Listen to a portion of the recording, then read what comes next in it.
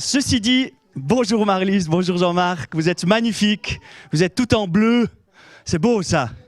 J'ai mis aussi du bleu, mais c'est du bol, hein. Voilà. Je suis réjoui vraiment de vivre ce moment avec vous, ensemble, dans votre présence, avec vous et avec votre famille aussi. Ça fait plaisir de voir des uns et des autres. Sentez-vous vraiment les bienvenus. Vous avez entendu notre pasteur stagiaire parler. D'ailleurs, il a eu son anniversaire hier, 23 ans. Ah, voilà, il n'osait pas, hein. Bon, bref. Nous sommes dans une série sur les Hébreux et nous avons choisi de ne pas prendre un texte biblique seulement pour vous. On s'est vu justement lundi après-midi et on a vu que ce texte allait au fait très très bien. Nous sommes dans une série sur le livre des Hébreux avec ce thème sur la spiritualité. Vous savez, c'est toujours un thème quand même qui est assez à la mode. La spiritualité, ma spiritualité. Et nous sommes dans un monde où vous êtes d'accord, chacun a un peu sa propre spiritualité et il met ce qu'il veut dedans. Hein ? Mon Dieu est environ, je prends un petit peu les choses comme ça qui me font plaisir et je les mets dedans. Mais nous avons un Dieu qu'on ne peut pas mettre dans une boîte, on ne peut pas faire ce que l'on veut avec lui pour qu'il réponde à nos besoins. Nous avons un Dieu qui est au-dessus de tout. Et j'ai remarqué que, soyons honnêtes, dans notre vie, nous avons besoin de deux choses. Pas besoin de tout ça, au fait. Hein? Mais nous avons besoin de deux choses. Nous avons besoin d'entendre Dieu. Qui est ce Dieu, au fait ? Nous avons besoin de l'entendre et nous avons besoin de trouver un chemin pour aller à lui. Nous avons besoin d'entendre Dieu afin de savoir qui il est, quels sont ses desseins, quels sont ses désirs, pourquoi on est là, etc. Toutes ces questions qui sont un peu existentielles. Et on a besoin de savoir aussi comment aller à lui. Nous avons besoin d'entendre Dieu et d'aller vers Dieu. Nous avons besoin d'une révélation de sa part et d'être réconciliés avec lui. Alors peut-être certains d'entre vous ont reçu une invitation pour venir, une fête, à venir aujourd'hui. Peut-être vous avez regardé sur la carte, rue des Hutins 16, où c'est. C'est un lieu paumé, non ça va encore. Hein, c'est ici. Et puis moi aussi, quand je reçois une fête, une invitation pour une fête, je regarde toujours l'adresse. C'est où ? Et vous êtes d'accord avec moi, mais souvent quand on loue une salle, pour essayer de trouver que ce soit pas trop cher, c'est un peu paumé. Hein. D'accord pour une fête, hein, c'est souvent comme ça. Et puis, en regardant la carte, évidemment, on a de la chance, nous, on peut mettre notre GPS. Hein. Et puis, on part avec, ou bien vous mettez l'application Google Maps, je ne sais pas ce que vous utilisez, mais bref. Hein. Et puis, on prend la voiture, on part gentiment, et puis voilà que les routes se resserrent de plus en plus, on voit de plus en plus de vaches. C'est sympa, hein? On est en campagne, et puis on arrive à un moment où le GPS commence à ramer. Hein, vous avez peut-être déjà eu cette petite impression, ou bien, et tout à coup, c'est marqué « calcul de l'itinéraire en route ». Ou bien la connexion tout à coup est un peu perdue parce qu'on est à un endroit où voilà, on ne peut pas avoir 5G ou 4G, 3G ou même rien du tout, en fait. Donc, on est un petit peu perdu et on se dit, mais franchement, est-ce qu'on va pouvoir y arriver ? On panique peut-être un peu, on tourne en rond. Et pourtant, la vie chrétienne, c'est des fois un peu ça. On est invité à une fête, on est invité à vivre un moment magnifique. Et des fois, on doute un peu et on tourne un peu en rond. Est-ce que j'ai fait le bon choix ? Est-ce que j'ai bien fait de suivre ce Dieu qu'on ne voit pas ?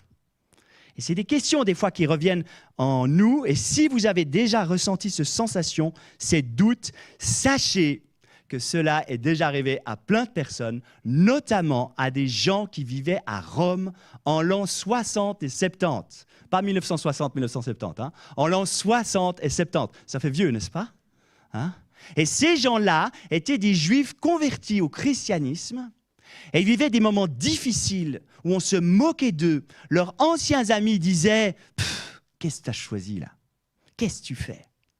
Regarde à Moïse ou regarde à d'autres choses. » Et des fois, ça arrive aussi, on doute, puis on se dit « Mais qu'est-ce que tu as fait là ?»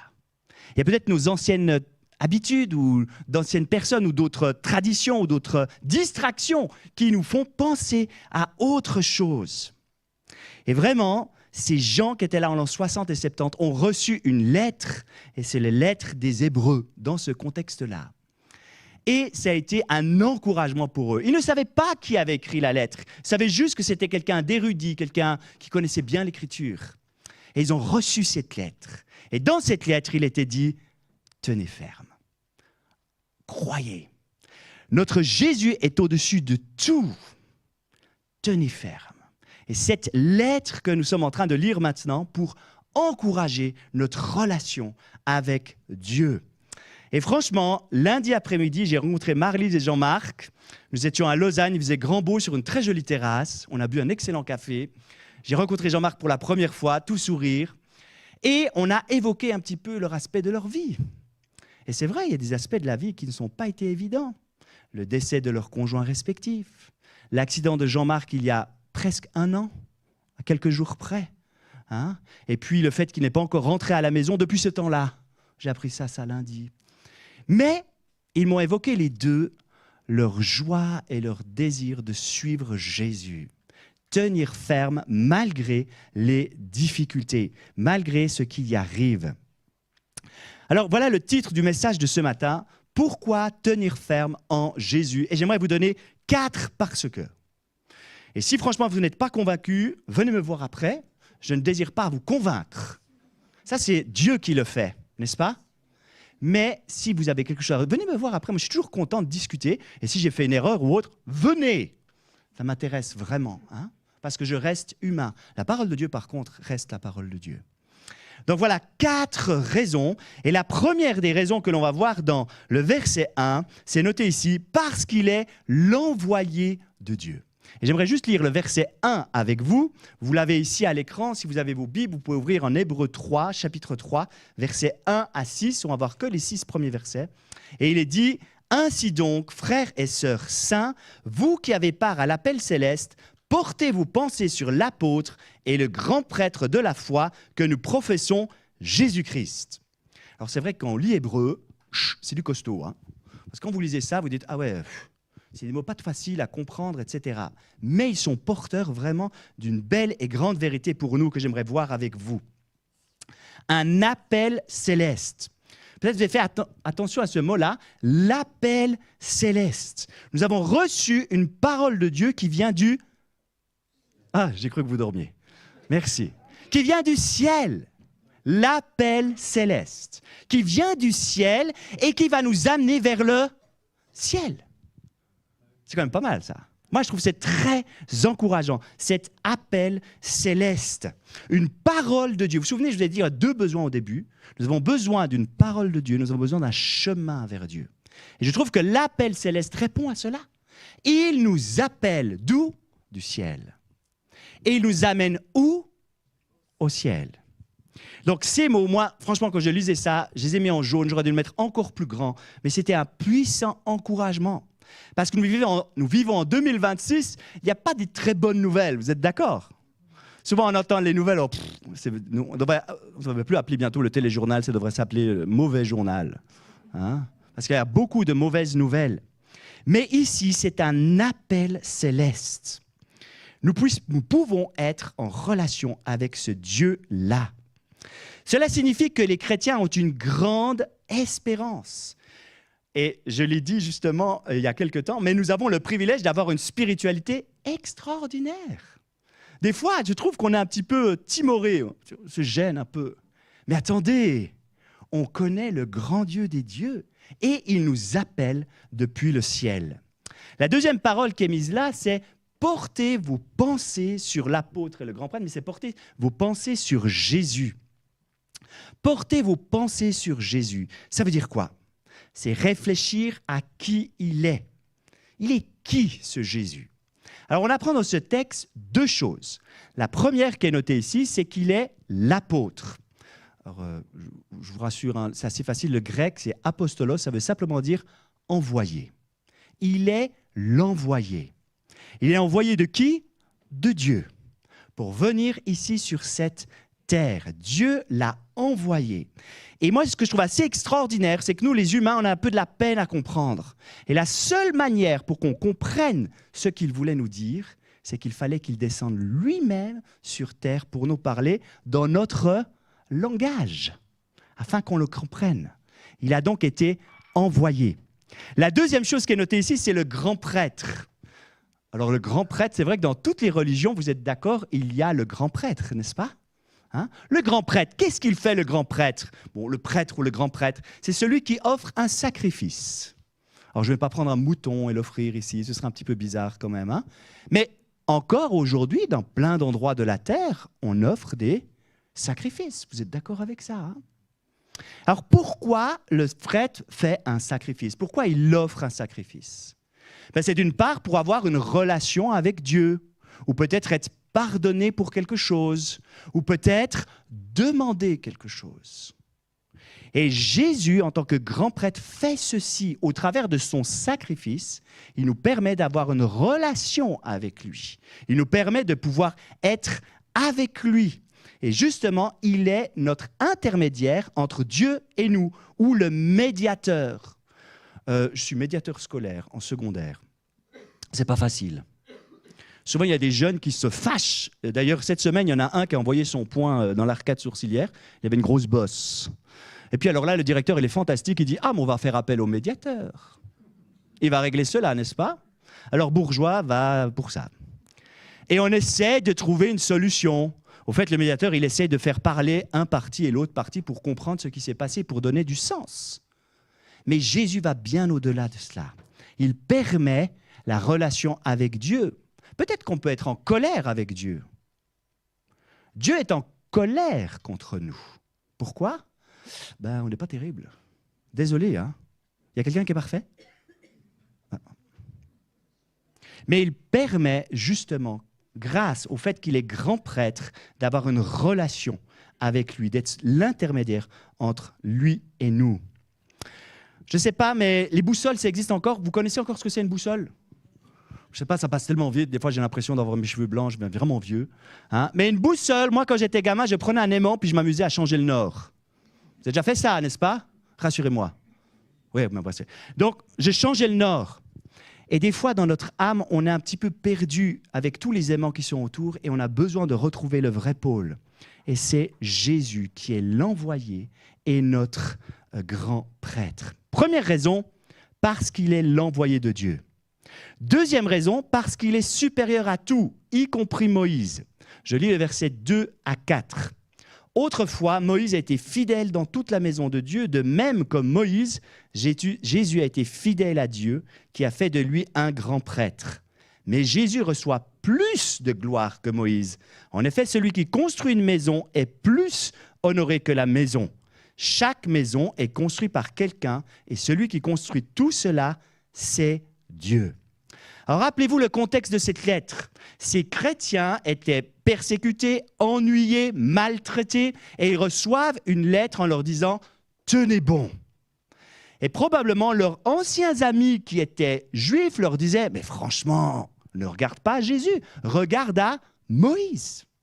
Regarde à Moïse, il est tellement bon, il a fait plein de choses. C'est lui qui a ouvert la mer Rouge et qui a permis le peuple de passer à sec. » Il y avait cette comparaison qui était là.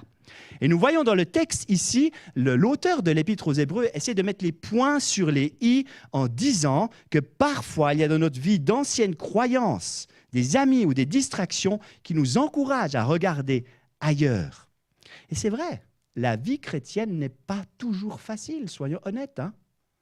Ce n'est pas toujours simple. Cela demande de l'effort. Oui, Moïse était grand, Moïse était bien, c'était un serviteur fidèle.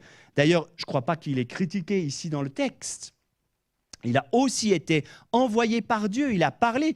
C'est lui qui a quand même écrit Genèse, Exode, Nombre, Lévitique et Deutéronome. Ça fait 5 livres qui s'appellent le Pentateuque au début de la Bible. C'est quand même pas mal.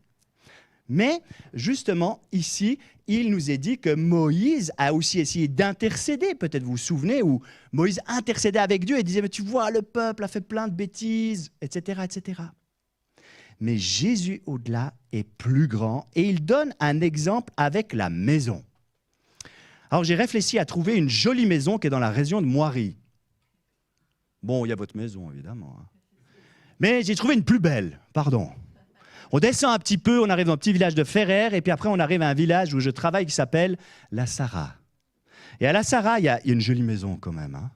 Le château de La Sarraz. Ah! Ça, c'est une belle maison quand même. C'est une belle bâtisse. Quand on la regarde, on peut avoir de la gloire en disant « ça, c'est mon village ». Et Yverdon, peut-être on dit « regardez le château ». Oui, hein. Mais au fait, qui a le plus de gloire? Le château ou celui qui a construit ou imaginé le château? Évidemment, c'est celui qui a réfléchi et imaginé le château.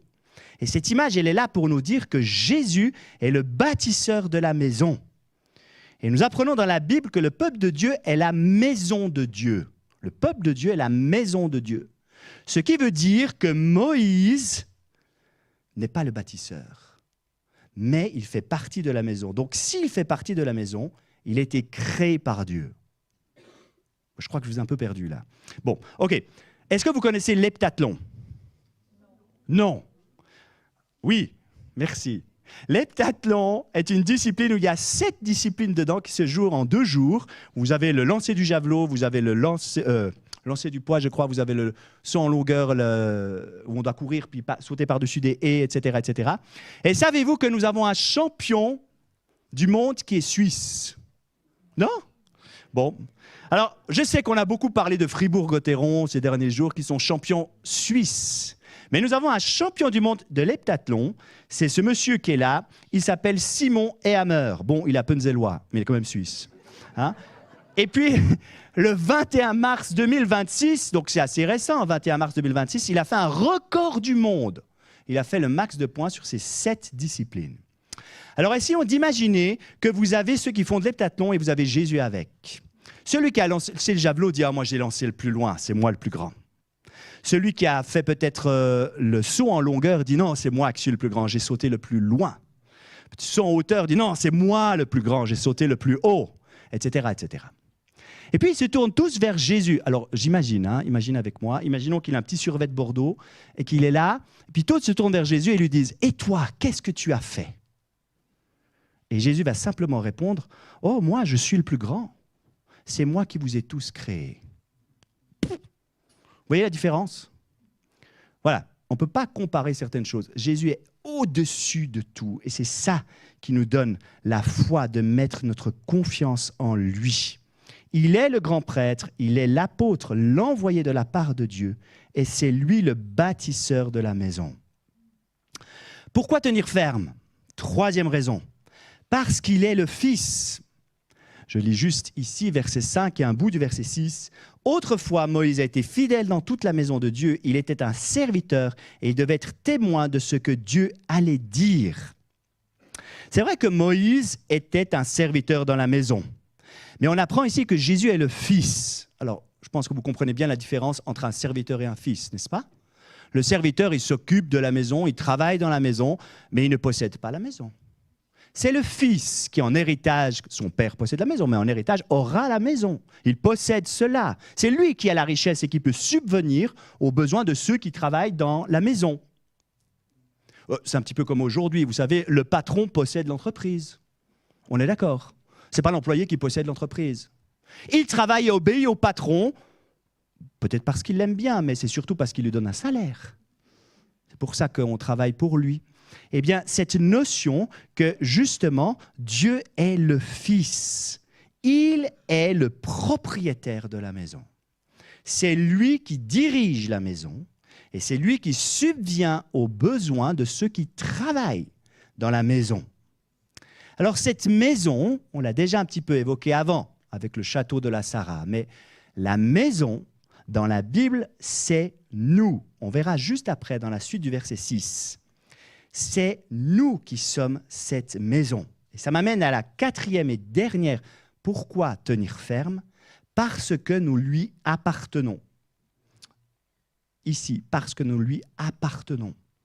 Alors, il y a des gens qui disent « Oh, moi, j'appartiens à personne. Je suis libre. » Ouais. Moi, je préfère appartenir à Dieu qui est créateur de tout et qui a un plan et un appel céleste pour nous. Et ce texte qu'on va lire juste après, juste maintenant, le verset 6, dit ceci. « Sa maison, c'est nous, à une condition. » Vous aimez les conditions? On n'aime pas trop, soyons honnêtes. Hein? Quand on est petit, nos parents nous disent « Si tu fais ça, tu auras une glace. » Ah! Un peu plus grand, adolescent, c'est ce que je vis avec notre adolescent, avec Isabelle, ma femme. « Si tu ranges ta chambre, tu pourras jouer à la console. » Et encore un peu plus grand, il est dit, si tu payes tes factures, alors tu pourras jouir de ton salaire. Il y a tout le temps des conditions. Hein? Elle est où la vraie liberté? Et c'est vrai qu'ici, il y a une condition. Sa maison, c'est nous. Et vous avez choisi de bâtir votre maison avec lui. À une condition, nous devons garder confiance et être fiers de ce que nous espérons. Alors, en quoi plaçons-nous notre confiance ou notre espérance ce matin? Parce qu'il y a ces deux mots, hein, confiance et espérance. En lisant le texte, ce n'est pas dit qu'il faut faire il faut faire quelque chose de particulier, il faudrait se lever très tôt le matin et lire sa Bible. Ce n'est pas dit ça. Il n'est pas dit qu'il faudrait donner énormément d'argent. Il est dit seulement nous devons garder confiance et être fiers de ce que nous espérons. Alors, en quoi mettons-nous notre confiance? En quoi mettons-nous notre espoir?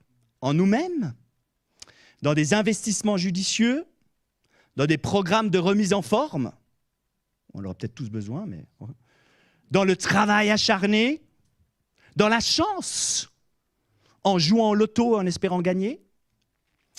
La parole de Dieu pour nous ce matin dit, au travers de ces 4, parce que portez vos pensées sur Jésus ou considérez Jésus. Plaçons notre espérance en lui. Alors vous ferez partie de sa maison. Il sera votre créateur, votre propriétaire et votre souverain, lui qui pourvoit à nos besoins. Amen.